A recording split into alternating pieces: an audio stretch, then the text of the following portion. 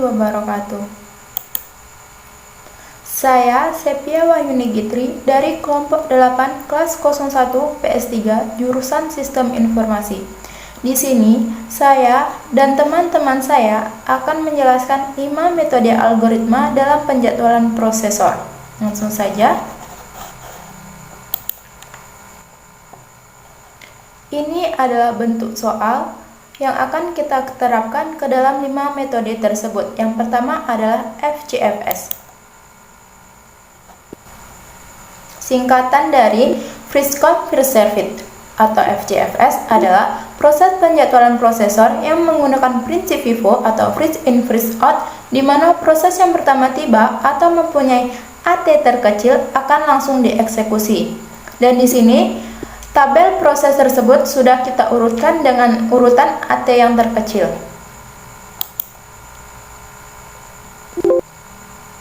Langkah pertama, jumlahkan semua BT atau lama proses untuk mengetahui lama proses keseluruhan. Dan jumlahnya adalah 27. Selanjutnya, buat kolom berjumlah 27 buah sesuai dengan hasil keseluruhan brute time seperti di bawah ini. Dan ini disebut Gantt chart. Selanjutnya, proses mulai berjalan. Proses yang duluan berjalan adalah P1 karena memiliki arrival time terkecil yang menandakan bahwa P1 merupakan proses yang datang terlebih dahulu.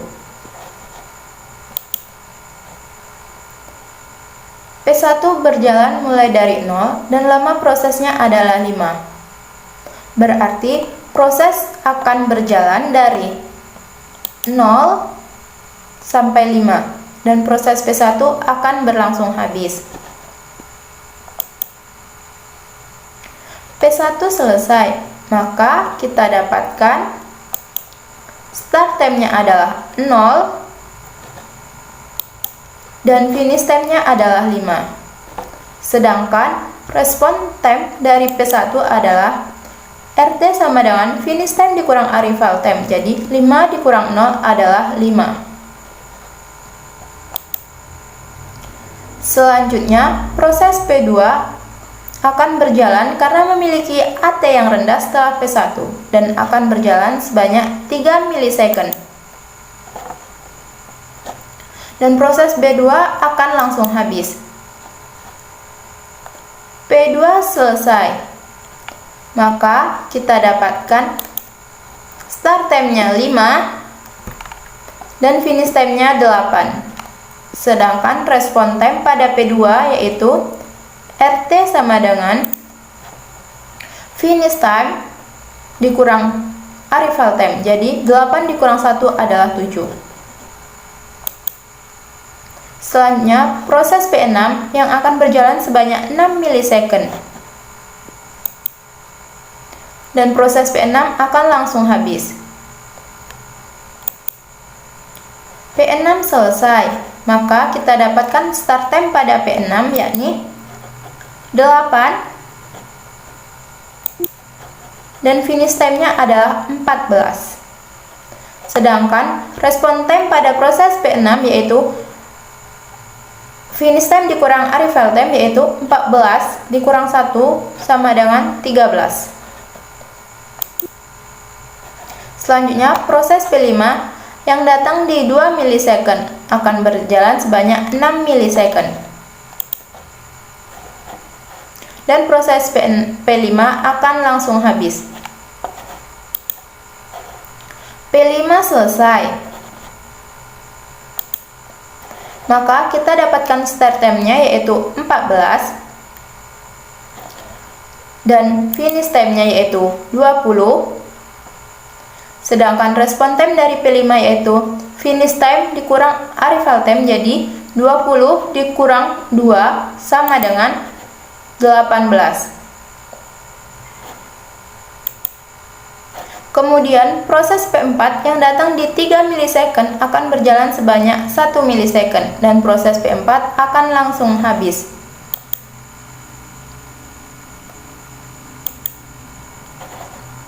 P4 selesai, maka kita dapatkan start time-nya yaitu 20 dan finish time-nya yaitu 21. Sedangkan respon time pada P4 yaitu finish time dikurang arrival time yaitu 21 dikurang 3 sama dengan 18. Berikutnya proses P3 yang akan berjalan sebanyak 4 milisecond dan proses P3 akan berlangsung habis. P3 selesai, maka kita dapatkan start time-nya yaitu 21 dan finish time-nya yaitu 25. Sedangkan respon time-nya yaitu finish time dikurang arrival time yaitu 25 dikurang 4 sama dengan 21. Terakhir, proses P7 yang akan berjalan sebanyak 2 milisecond. Dan proses P7 akan langsung habis. P7 selesai, maka kita dapatkan start time-nya yaitu 25 dan finish time-nya 27. Sehingga respon time yang kita dapatkan adalah 27 dikurang 5 adalah 22.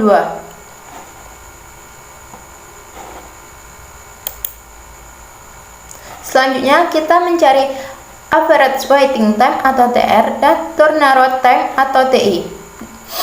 Pertama kita mencari TI. TI adalah hasil jumlah semua respon time. Dan jumlahnya adalah 104. Lalu kita akan mencari TR. TR hasil dari jumlah TI dibagi banyaknya proses, yaitu 104 dibagi 7 proses, hasilnya adalah 14,86. Dan itu adalah proses penjadwalan FJFS. Lanjut, kita ke algoritma yang kedua yaitu PSJF. PSJF singkatan dari Primitive Shortest Job First adalah penjadwalan dengan prioritas dengan preemsi, di mana yang menjadi prioritas adalah sisa proses. Proses yang terpendek bisa didahulukan dengan cara membandingkan sisa waktu proses yang sedang dilaksanakan dengan proses yang tiba. Langkah pertama, jumlahkan seluruh burst time untuk mengetahui lama proses keseluruhannya, dan jumlahnya adalah 27. Selanjutnya, buat kolom berjumlah 27 buah sesuai dengan jumlah keseluruhan burst time seperti di bawah ini.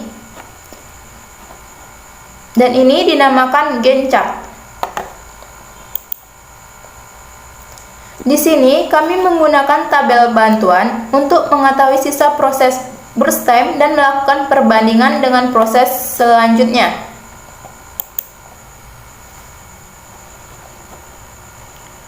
P1 akan melakukan proses yang pertama kali karena memiliki arrival time terkecil yaitu 0 milisecond. Proses P1 yang memiliki burst time 5 hanya akan dijalankan selama 1 milisecond terlebih dahulu, dan sisanya akan dibandingkan dengan burst time proses P2 yang datang di 1 milisecond. Sisa burst time P1 yaitu 4 dan dibandingkan dengan burst time pada proses P2 yang datang di 1 milisecond, sehingga P2 kecil dari P1. Jadi proses yang akan dijalankan selanjutnya adalah proses P2 karena memiliki burst time yang lebih kecil dibandingkan sisa proses P1.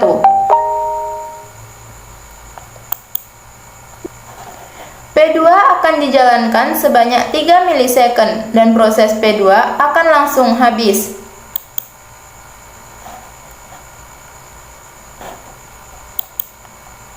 P2 selesai, maka kita dapatkan start time-nya yaitu 1 dan finish time-nya adalah 4. Dan untuk respon time-nya yaitu finish time dikurang arrival time. Jadi 4 dikurang 1 adalah 3.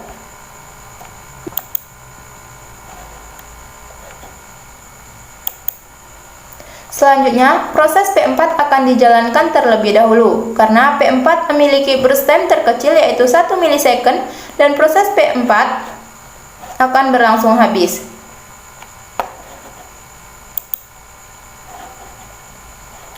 P4 selesai. Maka kita dapatkan start time-nya, yaitu 4, dan finish time-nya yaitu 5. Dan untuk respon time-nya adalah 5 dikurang 3 sama dengan 2.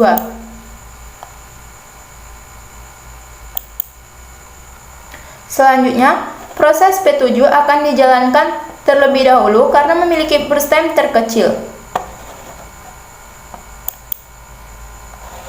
Dan proses P7 akan berlangsung habis. P7 selesai.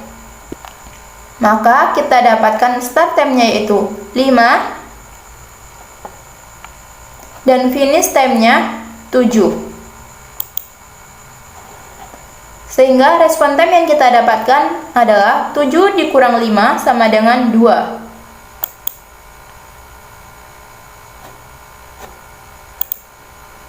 Kemudian, proses P1 akan dijalankan lagi karena proses P1 tadi memiliki sisa proses sebanyak 4 milisecond. Dan proses P1 akan langsung habis.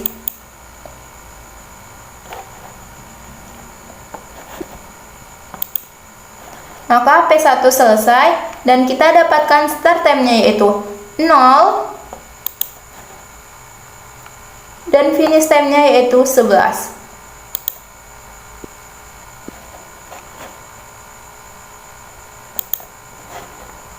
Sehingga respon time yang kita dapatkan adalah 11 dikurang 0 sama dengan 11.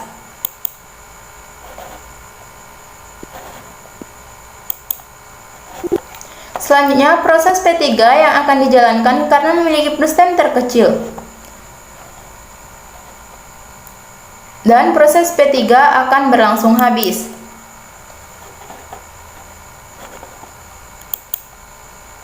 P3 selesai. Maka kita dapatkan start time-nya yaitu 11 dan finish time-nya yaitu 15. Dan untuk respon time-nya yaitu 15 dikurang 4 sama dengan 11.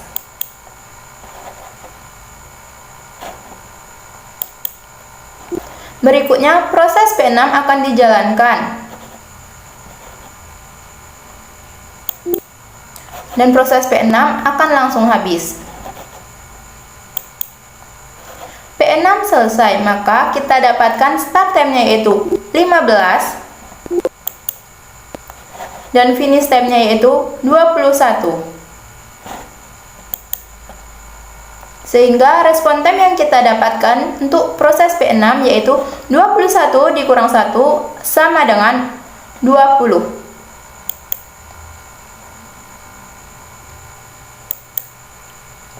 Terakhir, proses P5 akan dijalankan sebanyak 6 milisecond. Dan proses P5 akan langsung habis. P5 selesai, maka kita dapatkan start time-nya yaitu 21 dan finish time-nya yaitu 27. Dan respon time-nya yaitu 27 dikurang 2 sama dengan 25. Selanjutnya, setelah kita menyelesaikan proses tersebut, maka kita akan mencari average waiting time atau TR dan turnaround time atau TI. Yang pertama, kita mencari TI. Hasil TI didapatkan dari jumlah semua respon time atau RT. Dan jumlahnya pada proses ini adalah 74. Dan untuk TR-nya adalah hasil dari jumlah TI dibagi banyaknya proses dan hasil TI adalah 74 dibagi 7 proses, maka hasilnya adalah 10,57. Dan inilah adalah algoritma PSJF. Penjadwalan CPU Non-Primitive Softest Jobbers atau NPSJF adalah penjadwalan dengan prioritas utama tanpa preemsi, di mana yang menjadi prioritas adalah proses yang memiliki burst time terpendek. Namun, dalam penjadwalan ini tetap menjalankan proses yang pertama kali tiba terlebih dahulu, baru melihat BT yang terkecil untuk menjalankan proses selanjutnya. Langkah pertama, jumlahkan seluruh BT untuk mengetahui jumlah lama proses keseluruhan. BT terdiri dari angka 5 tambah 3 tambah 6 tambah 6 tambah 1 tambah 4 tambah 2 sama dengan 27. Selanjutnya, buat kolom berjumlah 27 buah sebanyak hasil penjumlahan proses keseluruhan BT seperti di samping. Proses P1 akan melakukan proses yang pertama kali karena memiliki arrival time terkecil yaitu 0 ms. P1 akan dijalankan sebanyak 5 ms dan baik P1 selesai, maka kita dapatkan start time-nya yaitu 0 dan finish time-nya yaitu 5. Sedangkan respon time-nya yaitu RT sama dengan FT kurang AT, jadi 5 kurang 0 sama dengan 5. Kemudian proses 4 akan dijalankan karena memiliki burst time terkecil yaitu 1 ms, dan proses P4 selesai, maka kita dapatkan start time-nya yaitu 5 dan finish time-nya 6. Sedangkan respon time-nya yaitu RT sama dengan FT kurang AT, jadi 6 kurang 3 sama dengan 3. Kemudian proses P7 yang akan dijalankan karena memiliki BT terkecil yaitu 2 ms. P7 selesai, maka kita dapatkan start time-nya yaitu 6 dan finish time-nya 8. Sedangkan respon time-nya yaitu 8 kurang 5 sama dengan 3. Baik, kemudian proses selanjutnya yaitu P2 yang akan dijalankan karena memiliki BT terkecil yaitu 3 ms, dan proses P2 akan berlangsung.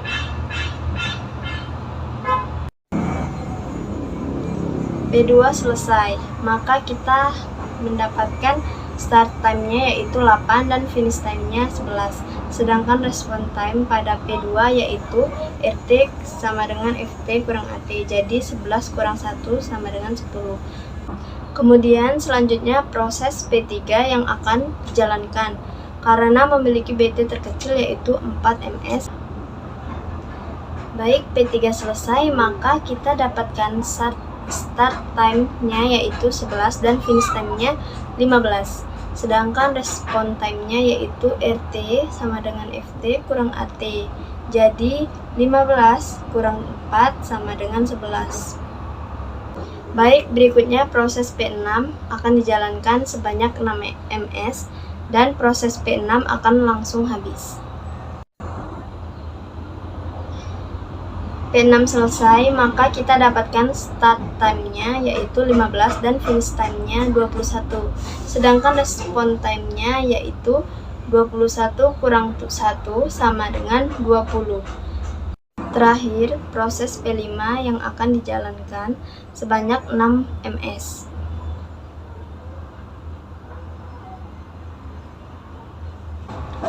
P5 selesai, maka kita dapatkan start time-nya yaitu 21 dan finish time-nya yaitu 27.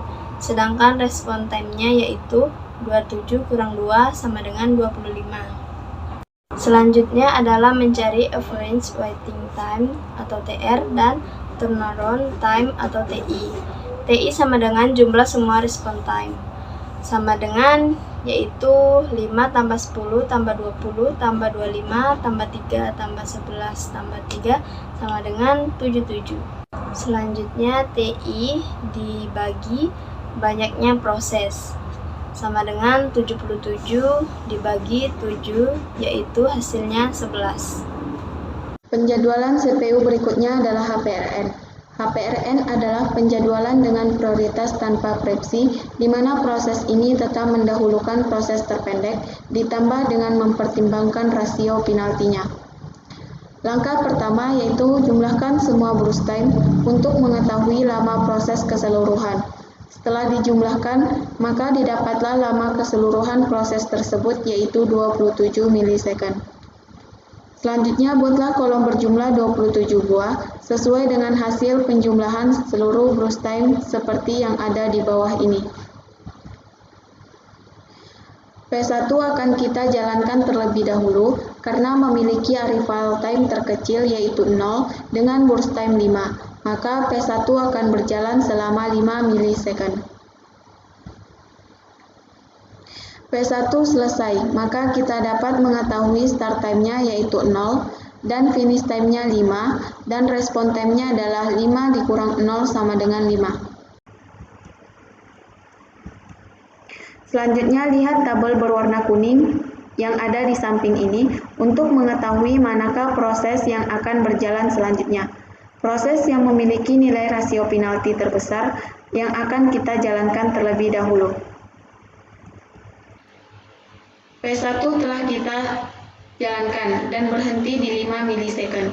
Maka angka 5 ini akan kita gunakan untuk mencari waktu sia-sia. 5 dikurang dengan 1, 2, 3, 4, dan 5 ini adalah nilai arrival time. Maka 5 dikurang 1 sama dengan 4, dan 4 ini akan kita jumlahkan dengan brush time. 3 ini adalah merupakan brush time dari P2 dan dibagi dengan 3. 3 juga merupakan brush time dari P2. 4 tambah 3 dibagi 3 sama dengan 2,33. Setelah kita cari proses P4 yang memiliki rasio penalti terbesar, maka P4 lah yang akan kita jalankan terlebih dahulu. P4 mempunyai 1 brush time, maka P4 akan berjalan selama 1 milisekund. P4 selesai, maka kita dapat mengetahui start time-nya yaitu 5 dan finish time-nya yaitu 6. Dan respon time-nya adalah 6 dikurang 3 sama dengan 3. Kemudian lihat tabel berwarna biru yang ada di samping untuk mengetahui manakah proses yang akan berjalan selanjutnya. Proses yang memiliki rasio penalti terbesar yang akan dijalankan terlebih dahulu. P1 dan P4 telah kita jalankan dan berhenti di 6 milisekund. Maka angka 6 ini akan kita gunakan untuk mencari waktu sia-sia dan dikurangkan dengan arrival time. Dan hasilnya akan kita jumlahkan dengan brush time dan dibagi dengan brush time. Begitu juga dengan proses selanjutnya. Maka didapatkanlah hasil rasio penalti tertinggi adalah P2. Maka P2 akan kita jalankan terlebih dahulu. P2 memiliki brush time 3, maka P2 akan berjalan selama 3 milisekund. P2 selesai, maka kita dapatkan start time-nya yaitu 6 dan finish time-nya 9. Dan respon time-nya yaitu 9 dikurang 1 sama dengan 8. Kemudian lihat tabel berwarna coklat yang di bawah untuk mengetahui proses selanjutnya yang akan kita jalankan dengan rasio penalti yang tertinggi. P1, P2, dan P4 telah kita jalankan dan berhenti di 9 milisekund. Maka 9 ini akan kita gunakan untuk mencari waktu sia-sia dan dikurangkan dengan arrival time. Hasilnya akan kita jumlahkan dengan brush time dibagi dengan brush time. Dan P7 adalah proses yang memiliki rasio penalti terbesar, maka P7 yang akan kita jalankan terlebih dahulu.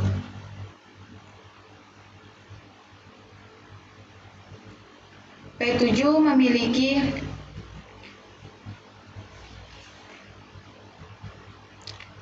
maka proses P7 yang akan kita jalankan terlebih dahulu. Setelah kita cari P7 memiliki nilai rasio penalti tertinggi, maka P7 yang akan kita jalankan terlebih dahulu. P7 memiliki brush time 2, maka P7 akan berjalan selama 2 milisekund.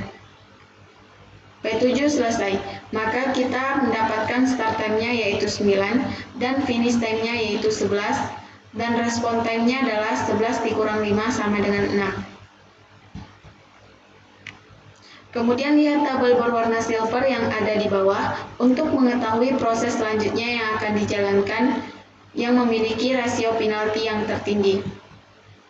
P1, P2, dan P7 telah kita jalankan dan berhenti di milisecond 11. Maka 11 ini akan kita gunakan untuk mencari waktu sia-sia dikurang dengan arrival time. Hasilnya akan kita tambahkan dengan burst time dibagi dengan burst time. Dan proses yang memiliki rasio penalti tertinggi adalah P3. Maka P3 akan kita jalankan terlebih dahulu. P3 memiliki burst time 4, maka P3 akan berjalan selama 4 milisecond. P3 selesai, maka kita dapatkan start time-nya yaitu 11 dan finish time-nya yaitu 15. Dan respon time-nya adalah 15 dikurang 4 sama dengan 11. Kemudian lihat tabel berwarna hijau yang ada di samping untuk mengetahui proses selanjutnya yang akan kita jalankan. P1, P2, P4, P3, dan P7 telah kita jalankan dan berhenti di 15 milisecond. Maka 15 ini akan kita gunakan untuk cari waktu sia-sia dikurang dengan arrival time dan hasilnya akan kita jumlahkan dengan burst time dibagi dengan burst time.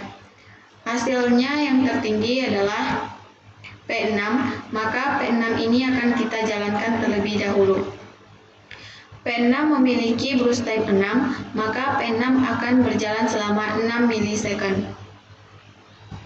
P6 selesai, maka kita dapatkan start time-nya yaitu 15 dan finish time-nya yaitu 21.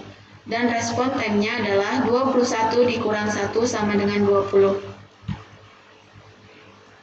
Terakhir, proses P5 akan langsung dijalankan karena P5 merupakan proses yang terakhir dan P5 akan berjalan selama 6 milisecond.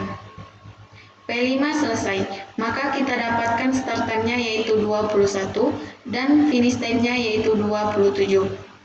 Dan respon time-nya adalah 27 dikurang 2 sama dengan 25. Selanjutnya adalah mencari average waiting time dan turnaround time. Turnaround time didapatkan dari menjumlahkan seluruh respon time. Jumlahkan seluruh respon time dan hasilnya adalah 78. Selanjutnya adalah mencari average waiting time. TR didapat dari TI dibagi banyaknya proses. 78 dibagi banyaknya dari proses ini adalah 7. 78 dibagi 7 sama dengan 11,14. Round robin adalah penjadwalan yang dilakukan secara bergilir berdasarkan antrian tanpa prioritas dengan preempsi. Prosesor melayani sejenak setiap proses tergantung besarnya kuantum waktu. Proses yang telah dieksekusi prosesor dan belum selesai akan kembali ke antrian terakhir yang ada pada saat itu. Langkah pertama, jumlahkan semua burst time untuk mengetahui lama proses keseluruhan. 5 tambah 3 tambah 6 tambah 6 tambah 1 tambah 4 tambah 2 sama dengan 27. Maka dapatlah lama proses keseluruhannya yaitu 27. Selanjutnya, buatlah kolom Gantt chart berjumlah 27 buah yang merupakan hasil penjumlahan burst time seperti di bawah ini. Di soal ini memiliki kuantum sama dengan 2 yang artinya proses akan berjalan sebanyak 2 ms dan kemudian sisanya akan mengantri. P1 dengan burst time 5 akan berjalan terlebih dahulu, namun karena ketentuannya memiliki kuantum waktu sama dengan 2, maka P1 hanya akan dijalankan selama 2 ms terlebih dahulu dan sisanya yaitu 3 akan mengantri. Kemudian proses P2 dengan burst time 3 akan berjalan sebanyak 2 ms dan sisanya yaitu 1 ms akan mengantri. Kemudian proses P6 dengan bus time 6 akan berjalan sebanyak 2 ms dan sisanya yaitu 4 ms akan mengantri. Berikutnya proses P5 dengan bus time 6 akan berjalan sebanyak 2 ms dan sisanya yaitu 4 ms akan mengantri.